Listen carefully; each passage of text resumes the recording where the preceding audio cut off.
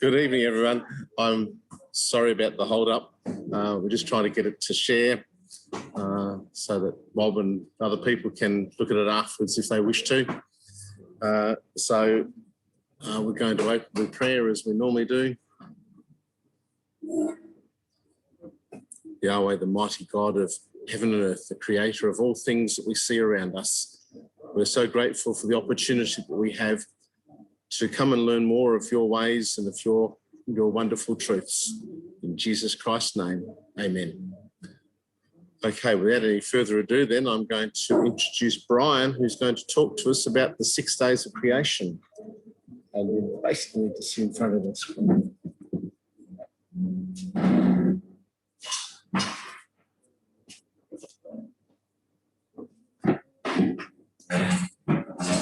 Well, good evening, everyone.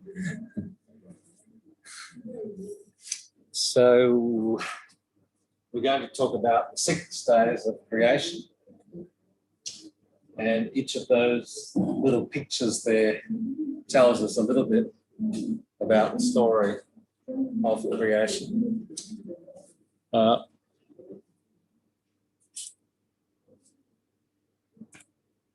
can move on.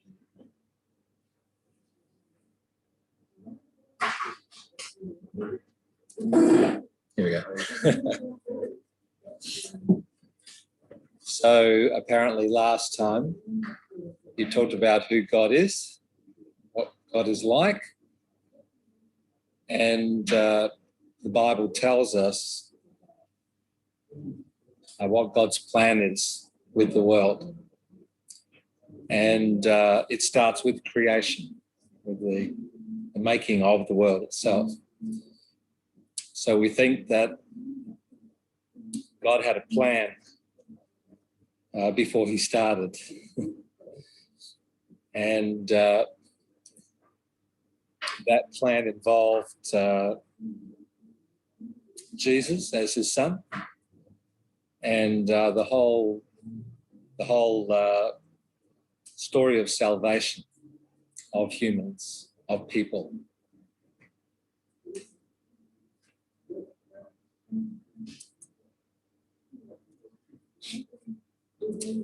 There are several verses in the Bible that talk about creation. For example, this one here in Isaiah 45, where it says, get people to read it. Yep. Yep.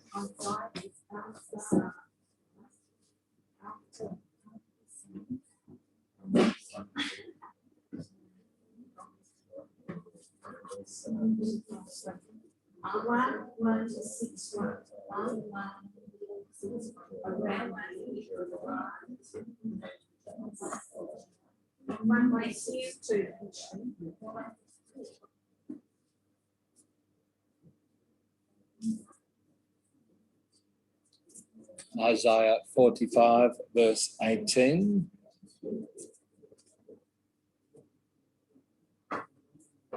Wendy, would you like to start reading that? Okay. God said the Lord, who created the heavens, three people, who formed the earth and made it. He established it. He didn't create it and he wanted it to be inhabited. I'm the Lord, and there is no other. So the Bible claims that God created the earth. He created it for a reason, as you can see there. He formed it to be inhabited. And inhabited means to have people live in the earth. So it wasn't an accident. It was a deliberate plan that God had to make people and to make the world and to have people understand his plan and have them believe in him as the creator. So we see God as the creator of the world, and it's a wonderful world. It's an amazing world. It's a big world.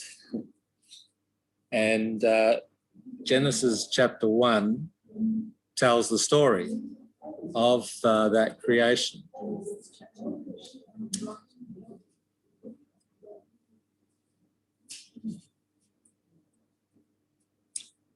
Everyone can find Genesis 1.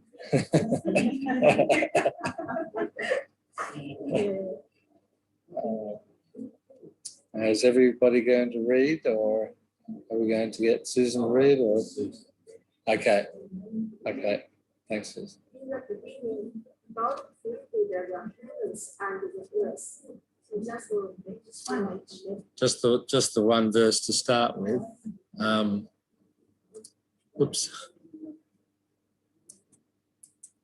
So what happens when you use other people's computers. I'm used to an Apple computer. Okay. So I don't know whether we'll read all of this through. I think that's probably the most important part there, is that Genesis 1 talks about creation in 6 actual days. Sometimes people ask, why did God take 6 days? Why didn't he just make it all of a sudden? We won't look at it, but later on, God says, I did that for a reason. And the reason is that I want people to work for 6 days and have 1 day off, one day holiday on the Saturday or the Sunday. So we work for 6 days. Well, here in Australia, we work for 5 days and we have 2 days off. But the amazing thing is that almost everywhere in the world, there is the 7-day week.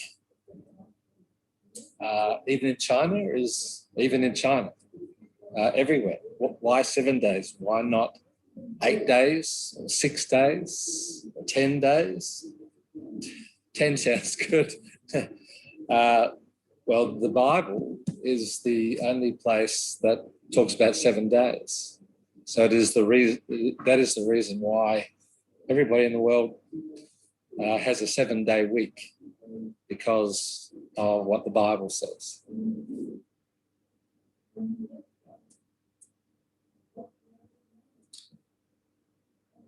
Okay, now we might read each day. Would be a good idea, wouldn't it?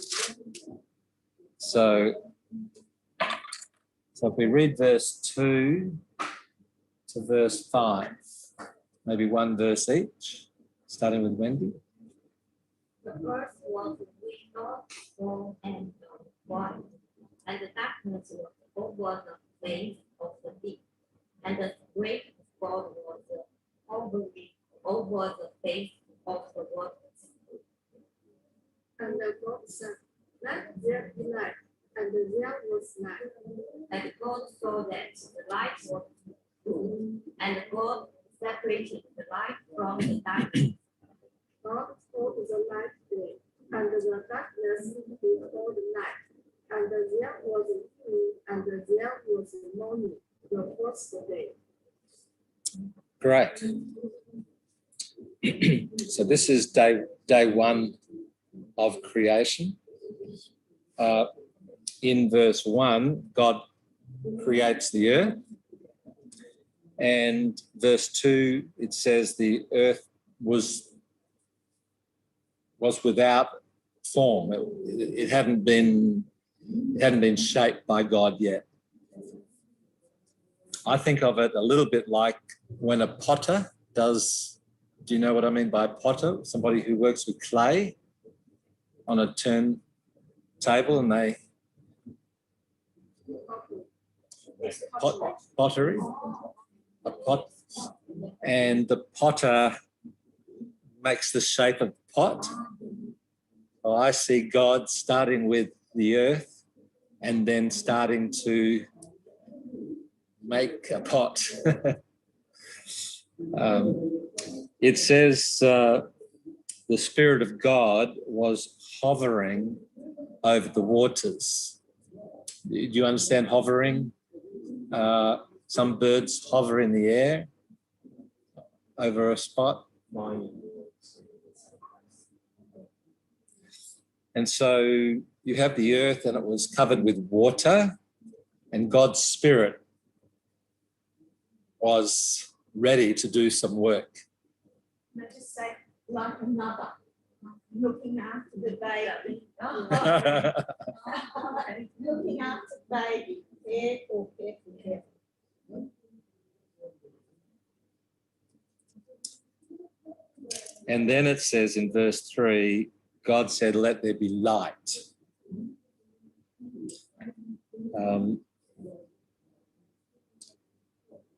Now, because of this, because the earth was made, then the light was made, the Jewish people, for their day, they have the night first. And then they have the daytime, the light time. And that's what it says there in verse 5. The very last thing, it says, there was evening and there was morning the first day. So darkness always comes first for the Jewish people. Whereas for us, today, for us, starts in the morning and ends in the evening. But for the Jewish people, it starts in the evening and it ends with the daytime. It's something not everybody knows, but when you're dealing with the Jewish people, it's something that's how they count their days.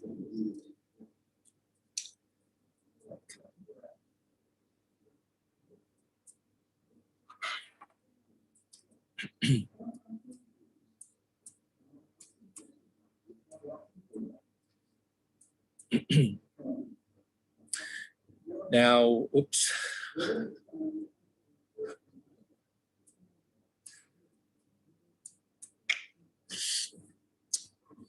We think the creation happened about 6,000 years ago. Some people think the earth is 6,000 years old and other people think it's very, very old. But it seems as though Genesis 1 is talking about 6,000 years ago when Adam and Eve were made. And the reason for that is the Bible records quite a lot of family trees, where it says this person had that person, and that person, and that person, and so on. For example, here are some genealogies from the Bible, starting with Adam, his son, his son, his son, his son, his son, his son, his son. And when you add all of that up, it goes back to about 6,000 years ago. So here we are today. It's the time of Jesus, time of Abraham, Noah's flood. And if you count all of the times of the people who had sons, it takes you back to about 4,000 years BC, which is about 6,000 years ago, approximately. So we think it all happened about 6,000 years ago.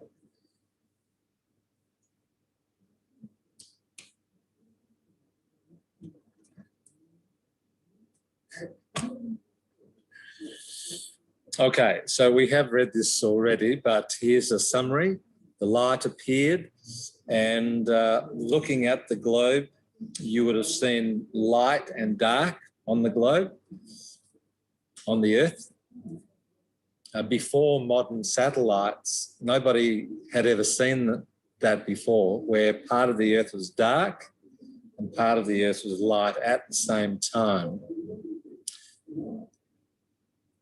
Okay, so that is the first day. Let's read the next section, which is verse 6 to 8. Whoever needs to read next, verse 6, 7, and 8.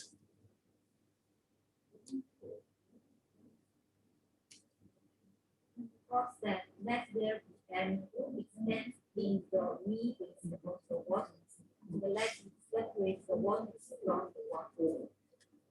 And God made the expanse and separate the waters that were under the expanse from the waters that were above the expanse, and it was so.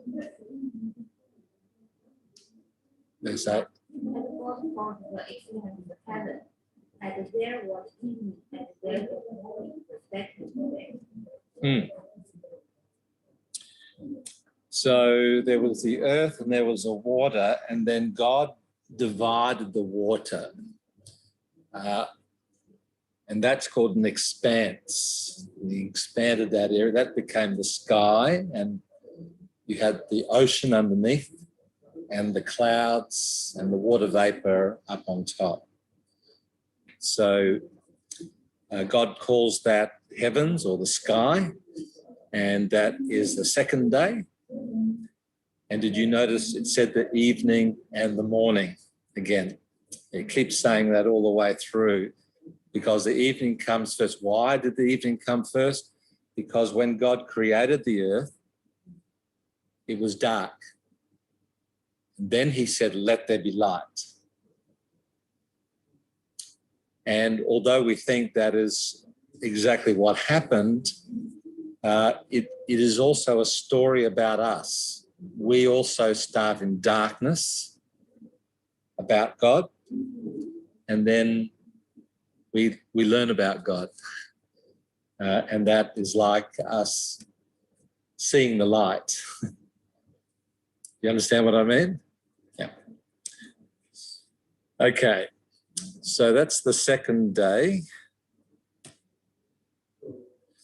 Let's have a look at the third day. So this one starts in verse 9, and we'll read through to verse 13.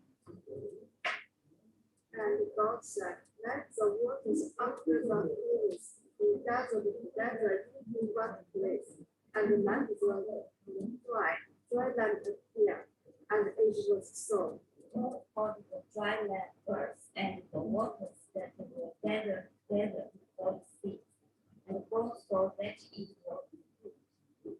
And God said, let the earth sprout vegetation, plants, in seed, and the fruit trees, bearing fruit in which is their seed, each according to its kind, on the earth.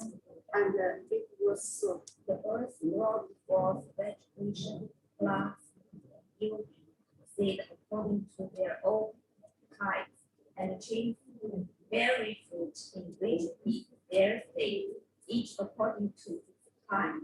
And God saw that it was good. And there was evening, and there was morning, the third day. So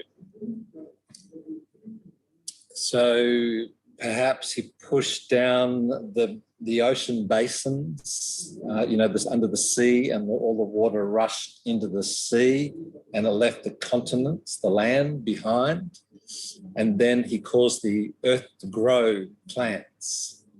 And it talks specifically about plants with seeds in the fruit. Very large number of plants, of course, have seeds and fruit. Others don't. But anyway, he covers the whole earth with plants. Probably before he could make animals, he had to make the plants. So there is a logical sequence to the creation. The light, the plants, the animals, and so on. So he goes through step by step over 6 separate days. Okay, let's have a look at day 4. So we're going to read from verse 14 to 19. And God said, let there be light in the expanse of the heavens to separate the day from the night, and let them be 4 signs and 4 seasons, and 4 days and years. And let there be lights in the existence of the heavens to bring light upon the earth. And it was so. God made the 2 great lights, the greater light to rule the day, and the lesser light to rule the night, and the stars. And God set them in the expanse of the heavens to bring light on the earth. To rule over the day and over the night, and to separate the light from the darkness. And God saw that it was good. And there was evening, and there was morning, the 4th day. So you can see the picture there. Somebody's drawn some pictures of the sun, moon, and stars. So we probably don't think about the sun, moon, and stars as much as they used to when they didn't have calendars and time quite the same as what we do. You can tell every second of every day. But it says there that he made lights for the seasons. So we're getting towards the end of summer. Hopefully not too much hot weather still to come as the earth goes around the sun and the tilt tilts away in Australia here, and for the day and the night. So it seems as though, to me at least, it seems as though on day 1, when God made the light, this was a special light. It was not the sun. It was a special light that he made. And it's thought by some, including myself, that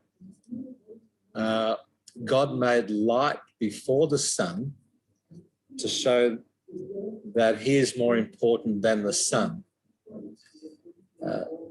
There's many cultures around the earth who have worshipped the sun because it is a source of light and life. And I think God is saying the sun is not as important as I make the light. So I think God made the light, and then on day 4, he made the sun to make the light. But I think he made it later than on day 1. And I think there's a reason. But personally, I think that is the reason why God left the sun till day 4 and not on day 1.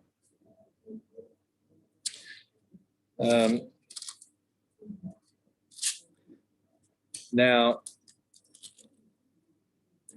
this shows how powerful God is. He didn't just make the earth. He made the stars. He made everything. And we now know that a lot of the stars are much bigger than even the sun. Much bigger than the sun. Huge. And for God to make all of those things, to make the plants and to make the earth and to make the stars and to make everything, shows how amazing God must be. So we don't worship the sun, we worship the one who made the sun and everything else. Okay, day 5. Day 5, we're going to read verse 20 to 23. Then let the waters swarm with swarms of living creatures, and let birds fly above the earth across the extent of the heavens. So God created the great sea creatures and heavy living creatures, that moving, with which the waters flow, according to their hands, and every wind which the reward in his hand.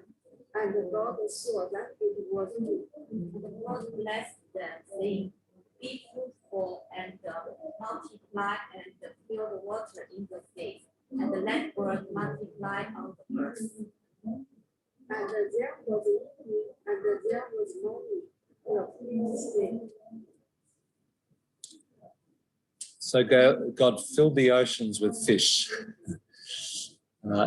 It probably doesn't just mean fish, it probably means everything in the sea, everything in the sea. And it probably doesn't just refer to birds, it's probably everything that flew. So we know there's bats, for example. But so he made everything in the sea and everything in the air. And once again, if you think about it, there must be millions and millions and millions of sea creatures that God made. And it must have been incredible. And when we today watch nature programs on TV or that, and we find out how amazing every little fish is and every type of bird and every type of bat, it just reminds us how amazing the intelligence is that God must have to design all of those things. Not just design some things, but to design millions and millions of different types of things so that every animal is different. The platypus is different from everything else. Okay, so that is day 5. And we come to day 6 in verse 24 and 25. Let the earth bring forth the living creatures according to their kind, livestock and the creeping things, and the beasts of the earth according to their kind. And it was so. And God made the beasts of the earth according to their hands, and the livestock according to their hands, and everything that creeps on the ground according to its kind. And God saw that it was good. Yes. Now you notice we haven't got to the evening and the morning just yet. So God made all the land animals. When it says livestock, we understand that he's speaking more about tame animals that you might have, like cows and horses and sheep and goats and pigs and things like that. So he made all the tame animals and also made all the wild animals like lions and tigers. And he also made, it says, creeping things. So all the land animals, the snakes and the spiders and all of the creepy crawly things and all the large animals as well. Okay, God has not finished day 6 just yet because he has to finish on day 6 before he has a day off. So the next part of day 6 is the creation of human beings. So let's read from verse 26 to 31. Then God said, let us make them in our image, after our likeness, and let them have domination over the fish of the sea, and over the birds of the heaven, and over the livestock, and over all earth, and over every creeping thing that breathes on earth. So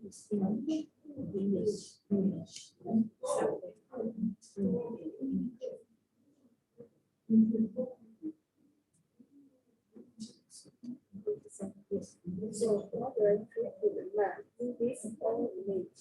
In the image of God, he created him, male and female, he created them. And God blessed them, and God said to them, be fruitful and multiply and fill the earth and subdue it and have dominion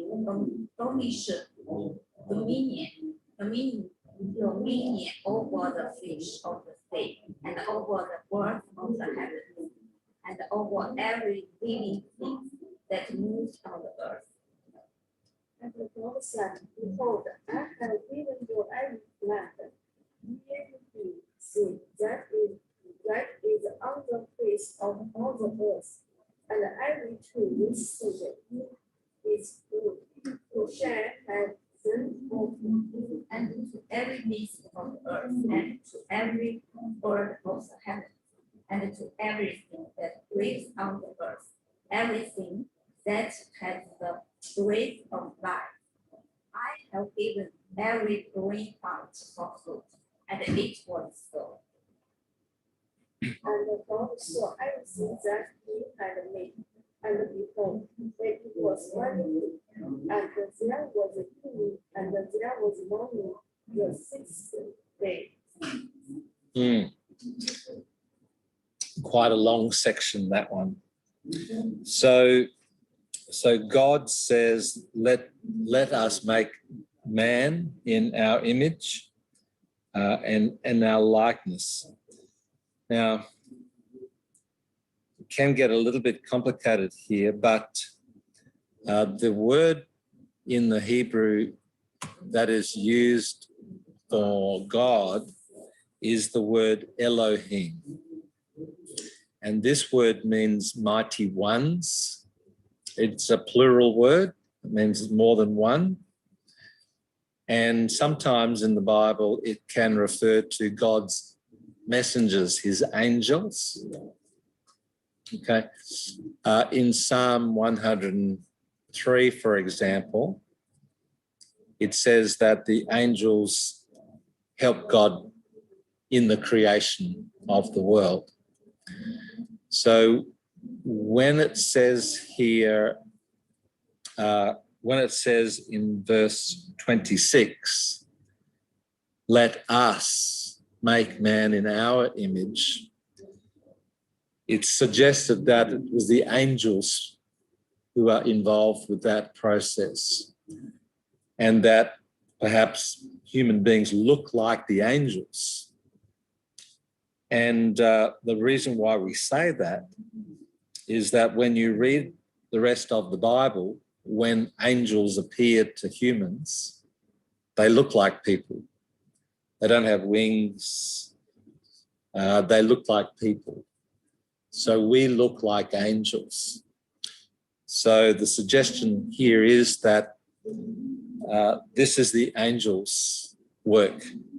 So let us make man in our image, is that we look like the angels. Then it talks about human. So humans are the last thing that is made.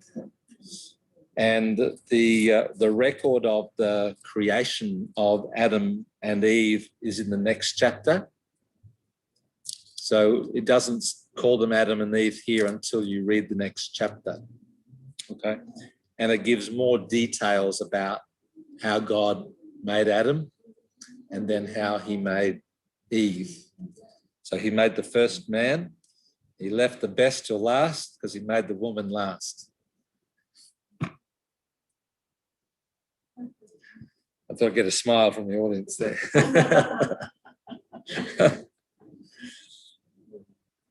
So this is the pinnacle of creation. He's made the world, he's made the sky, he's made the plants, he's created the fish, the birds, the land animals, and last of all, he comes to make human beings. He makes the man, and then he takes the woman out of the man's side, if you know the story. And he concludes there in verse 31. Did you notice he said something a little bit different from what he'd said? After every day, it says that he saw what he had made and it was good. This time he says He saw what he had made, and behold, it was very good. It was finished. He had finished everything. And I think the other reason perhaps why it was very good is because he'd made human beings. You see, God didn't just make a world to have plants and animals, as lovely as that is. And I can watch many nature programs about animals and plants because I love that sort of thing. God had a purpose. It was not just to make plants and animals. It was to make human beings who could have a relationship with him, who could understand him and to love him and to respond to him. And his plan, we know from the Bible, is that he wants to fill the earth, not just with plants and animals. He wants to fill the earth with people who love him. That is his plan. And he's taken 6,000 years to get to that plan. But we think sometime soon, when he sends Jesus back to the earth, then that plan will get a little bit closer to happening. Now, just a couple of last little things there. So he makes the man and the woman as the boss of the earth, if you like. The human beings were the pinnacle of creation. And there's an interesting couple of verses about their food. It seems as though perhaps people might have started off eating just vegetable materials to start with, just plants, and that possibly even most of the animals were also plant eaters as well. So it's possible that meat eating may have come later. I wouldn't be dogmatic about that, but that does seem to be what he's saying there, where God gives every plant to be food for people, and for also for the animals to eat as well.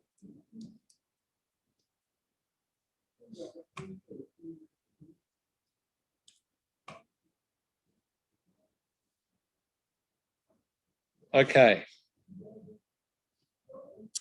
So we've just got 4 verses to go because that's the 6 days. So if we move into chapter 2, let's read the first 4 verses. Thus the heavens and the earth were finished, and all hosts of them. And on the seventh day, God finished his work that he had done, and he rested on the seventh day from all his work that he had done. So God blessed the seventh day and made it holy, because on it God rested from all his work that he had done in creation. Just do verse 4 too. Here are the generations of the heavens and the earth, when they were created, in the day that the Lord God made the earth and the heavens. Yes. So he is finished. He created for 6 days, and on the 7th day he stopped. He had a rest, and as I said at the beginning, this becomes something for humans to copy. We work 6 days and we have 1 day off, and so he institutes a rest on that day, and we still do that. We still we might not work 6 days, but we certainly have a rest on the 7th day. That's our last slide. Now, do you normally go through the discussion questions as well? We have to be to ask Susan and Wendy to ask you anything that they don't understand right now. Any questions? Can you show me what's the time zone? The AD and the PC, the times, timeline. Yep.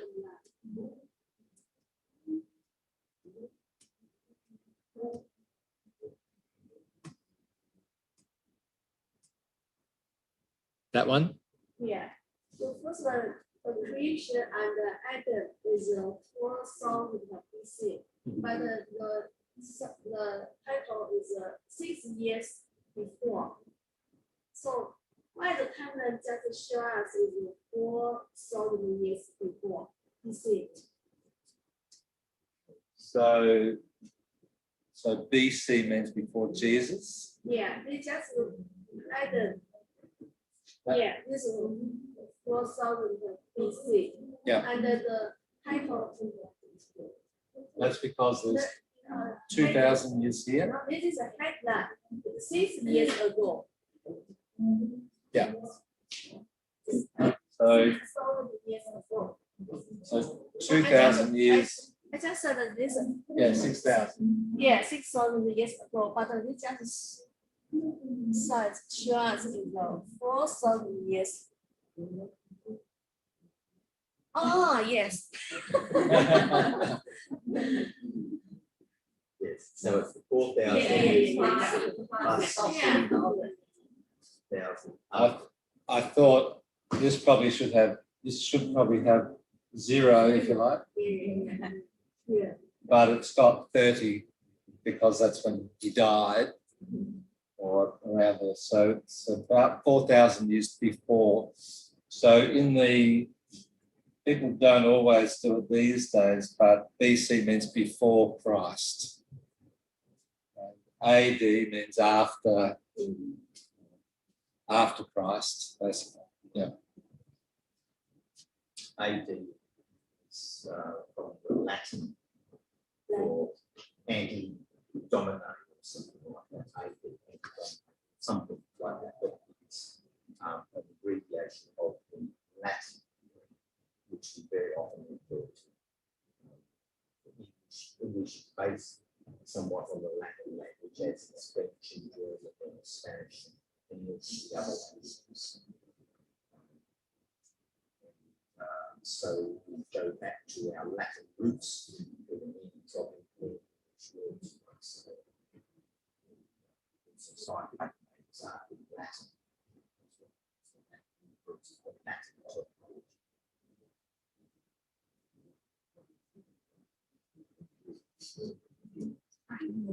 Thank you. Have you got another question?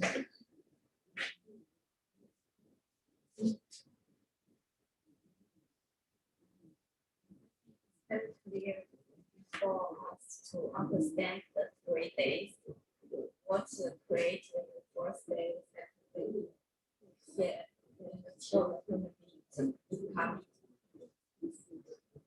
Yes, the story is a very simple story. So, I mean, people who study it get more out of it, but it's a very basic story of God going through day by day, evening and morning, evening and morning, evening and morning. and what Brian said is really true, that you have to have the plans before you let you